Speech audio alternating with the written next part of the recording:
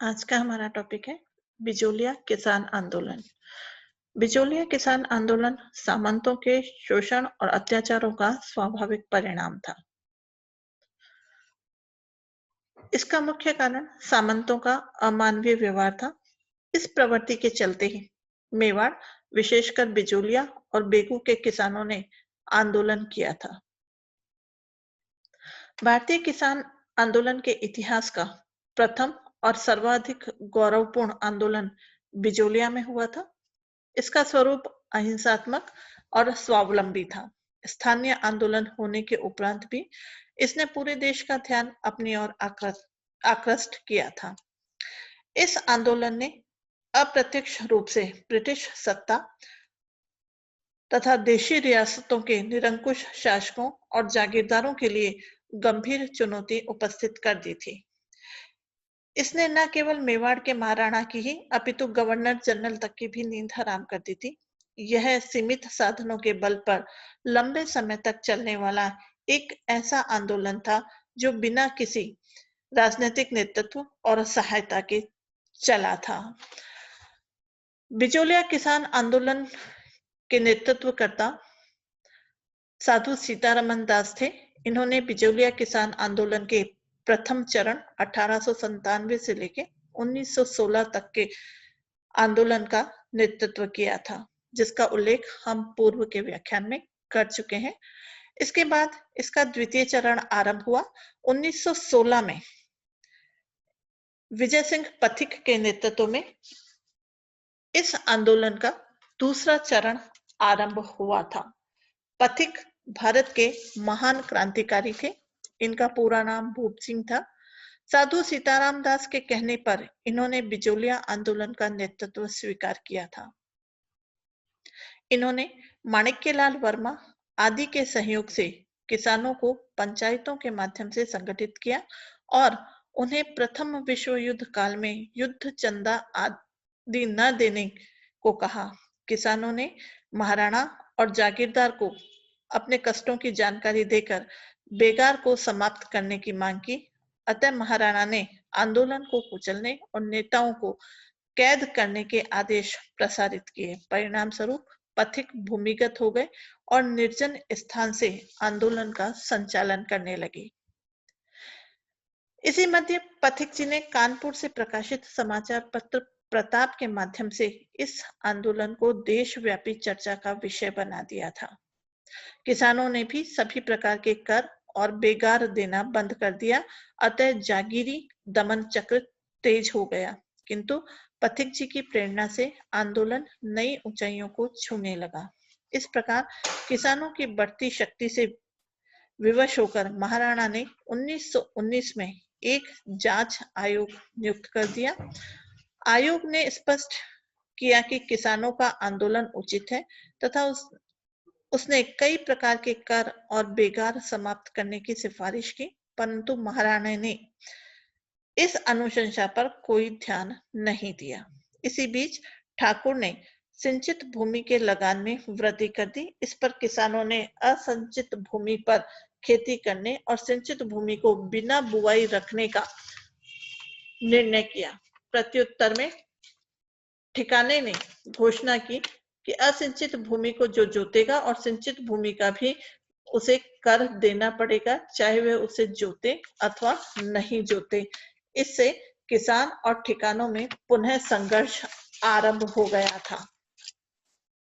पथिक जी के प्रयासों के कारण ही महात्मा गांधी, तिलक और केलकर जैसे महान नेताओं ने जागीरदारों के अत्याचारों और भारी करों की निंदा की और किसानों को नैतिक समर्थन दिया। विवश होकर महाराणा ने पुनः जांच आयोग नियुक्त किया। इस आयोग ने भी किसानों की मांगों और शिकायतों को सही माना, लेकिन महाराणा ने कोई कार्यवाही नहीं की। पथिक के प्रयासों से ही गांधी जी ने अपने सचिव महादेव देसाई को सत्य की जानकारी लेने के लिए बिचौलिया भेजा था, किंतु इसका भी कोई सार्थक परिणाम नहीं निकला। अतः किसानों ने ठिकाने की भूमि पर खेत नहीं जोते, कचहरी का बहिष्कार किया, कर, लाग और बेगार न देने का भी निर्णय किया। अंग्रेज रेजिडेंट विल्किंसन के आगमन पर भी किसानों ने बेगार देने से मना कर दिया। 1920 के कांग्रेस अधिवेशन में बिजोलिया के किसान प्रतिनिधि भी नागपुर गए। उन्होंने अधिवेशन के दौरान बिजोलिया ठिकाने में प्रजा पर होने वाले अत्याचारों के संबंध में एक प्रदर्शनी लगाई। सामंतशाही के अत्याचारों के हृदय विदारक दृश्य को देखकर प्रतिनिधियों के हृदय पसीज गए। नागपुर से लौटकर आंदोलन को तीव्र किया गया। ठिकाने की बिगड़ती हुई आर्थिक स्थिति को दृष्टिगत रखते हुए तत्कालीन राव केसरी सिंह ने समझौते की इच्छा व्यक्त की। इसके अनुसार अजमेर में समझौता वार्ता हुई, किंतु ठिकाने के अधिकारियों की हठ धर्मिता के कारण वार्ता भंग हो गई। इस पर आंदोलन पुनः आरंभ हो गया और बिजोलिया के निकटवर्ती क्षेत्रों में भी यह आंदोलन अब फैल गया था। अंततः इससे ब्रिटिश सरकार ने हस्तक्षेप किया। एजीजी हॉलैंड और रेजिडेंट विल्किंसन स्वयं बिजोलिया आए। 1922 में इन्हीं की उपस्थिति में समझौता हो गया, जिसके अनुसार बेगार समाप्त कर दी गई और 35 कर समाप्त कर दिए गए। कई कर और लगान की दर घटा दी गई। किसानों पर से मुकदमे उठा लिए गए और किसान विरोधी ठिकाने के कामदारों को भी हटा दिया गया था। इस प्रकार इस आंदोलन का दूसरा चरण समाप्त हो गया था। यद्यपि 1922 में समझौता हो गया था, किंतु आंदोलन समाप्त होते ही एजीजी समझौते के प्रति उदासीन हो गया और समझौते में हुए किसी भी निर्णय को उसने क्रियान्वित नहीं किया। ठिकाने में किसानों पर पुनः नए कर और लगान में वृद्धि कर दी। लगातार अतिवृष्टि, अनावृष्टि और सर्दी के कारण किसानों की फसलें नष्ट हो गई थी। उनके लिए लगान चुकाना कठिन हो रहा था। दूसरी ओर जागीरदारों ने यथारूप लगान और लाग-बाग वसूल करना आरंभ कर दिया था। 1926 में अंग्रेज अधिकारी टेंच ने भी भूमि बंदोबस्त प्रस्तावित किया, जिसके अनुसार सिंचित भूमि की लगान दरें कम कर दी गई और असिंचित भूमि की लगान दरों में वृद्धि कर दी गई। 1927 में पथिक जी के निर्देशानुसार किसानों ने असंचित भूमि छोड़ने और अहिंसात्मक साधनों से आंदोलन को जारी रखने का निर्णय लिया। इस निर्णय से किसानों को अधिक हानि हुई, अतः पथिक इस आंदोलन से अलग हो गए और जमनालाल बजाज और हरिभाऊ उपाध्याय के इस आंदोलन के नेतृत्व को संभाल लिया। 1931 में किसानों ने अपनी समर्पित असंचित भूमि को वापस प्राप्त करने का प्रयास किया। उन्होंने बलपूर्वक अपनी जमीन जोतने का प्रयास किया, अतः ठाकुर ने इनके विरुद्ध बल प्रयोग किया। जुलाई 1931 में जमनालाल बजाज ने महाराणा से इस आंदोलन पर व्यापक विचार किया।